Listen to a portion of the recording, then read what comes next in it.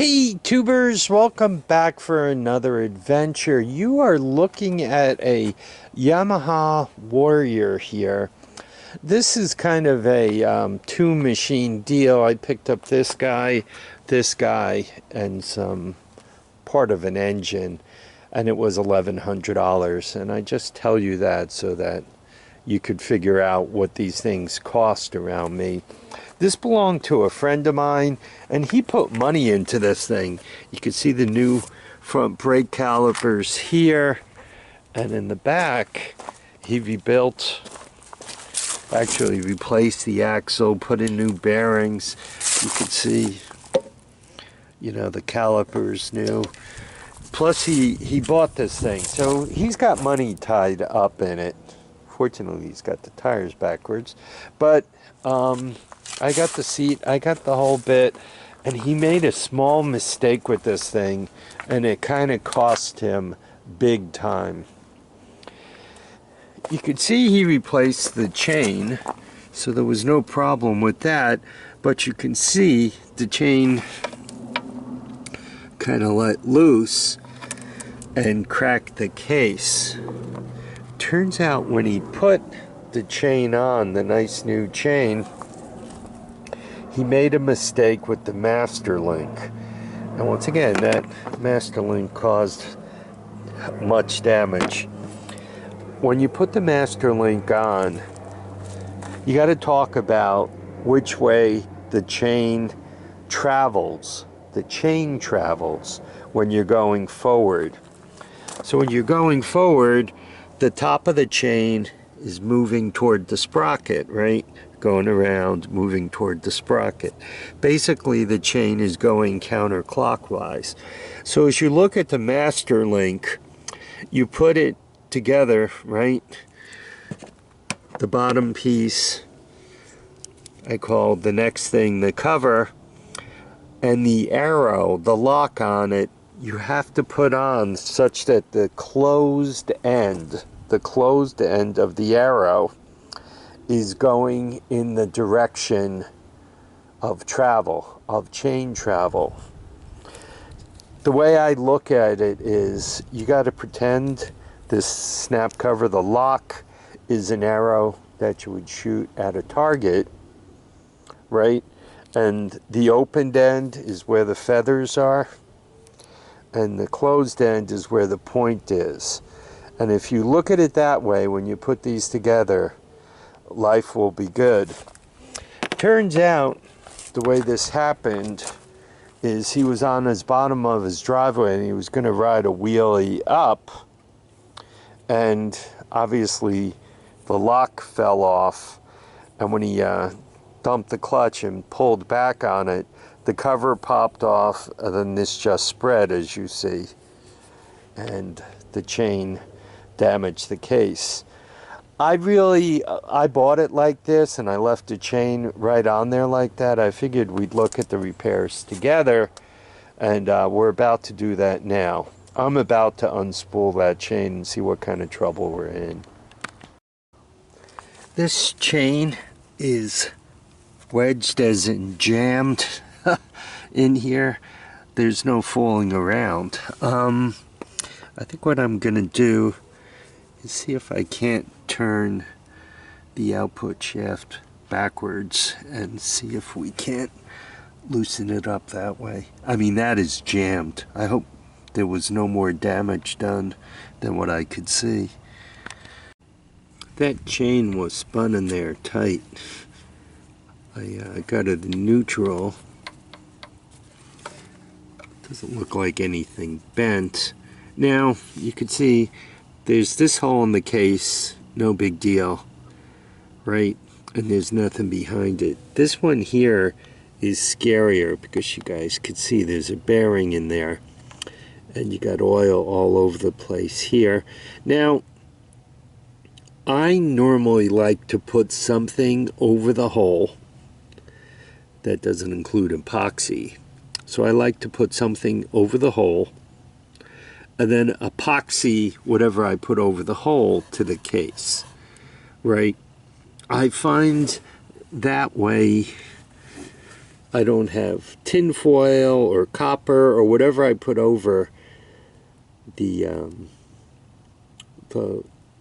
hole, or over, I don't have epoxy getting into bearings basically, or foil or anything else. So this one looks like a piece of cake. This other one, I think I'm going to really clean up around here. Try to epoxy something to the outside. I might have to epoxy it twice to get it to really seal. The first time just to kind of get it to hang on, and the second time to get it to seal. Maybe I could get a piece of copper or something and kind of tap it onto there. But once again, whatever you put on, then you have to encapsulate all the way around it, or you're going to find yourself with an oil leak, and that's the last thing one needs. Once again, I'm hoping he didn't do any more damage than that. He put money into this. Once again, swing arm, rear bearings, he put a lot of coin into it. The plastic's halfway decent. This was his rider, but right, you can see a bunch of this stuff is new too. This is definitely a way that he lost money, but I don't want to join him in that. I don't want to lose money too. Now what you could see is I cut up this really thin brass, and I got a patch in there, and you could see the little tab on the bottom, and a patch down there, and they're set up so that they don't fall in, and I got plenty of good material to glue them on with. So next thing, I'm gonna try this two-step epoxy. Got it from Temu, T-E-M-U. We'll see if it's any good. We'll try it out.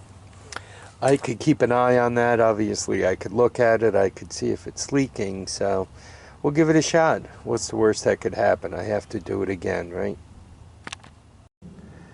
So I mixed up this Temu epoxy, and it is dookie.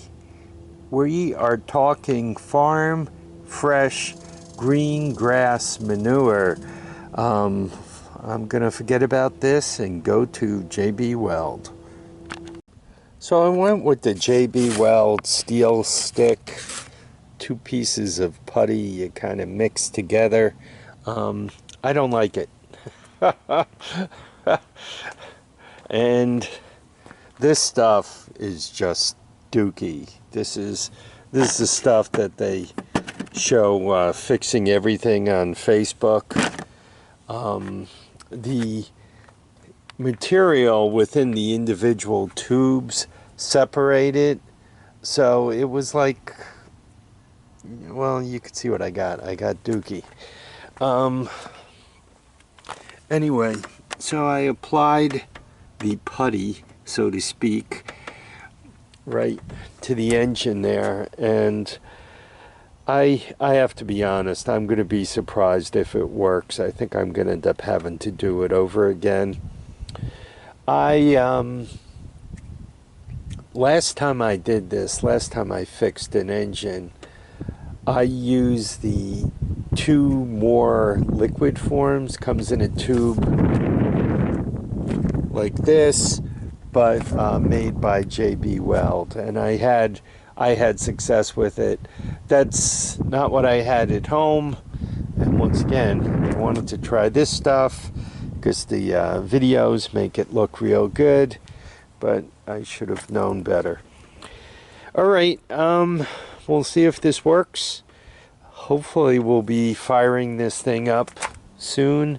The weather, I wanted to get it done today because the weather is supposed to be halfway decent today. From here it's supposed to get a lot colder and nastier. So rainy, you know, all the stuff that typically you get in January and February in the Hudson Valley. So I think we're going back to it this you know, 55 degrees, you know, shirt sleeve weather is going to be leaving us. Anyhow, hopefully this works and I could at least get it started, get the chain on there, and get it out for a quick ride to see if there's any other damage to the engine. Then I can make a decision. I do have, if I want to tear this engine off and apart, I do have the side cover to put on there. And in the long run, that might be the repair. But I do want to see if the rest of the engine's any good. So there we are. I know, too much talking, not enough working, but the repairs only go so fast. I want to thank you all for dropping by to watch and comment and subscribe. Please remember, feet down, heads up, and get out there and enjoy each and every day. Don't let any time get by you, because once it's by, it's by. Thanks for watching. Take care now.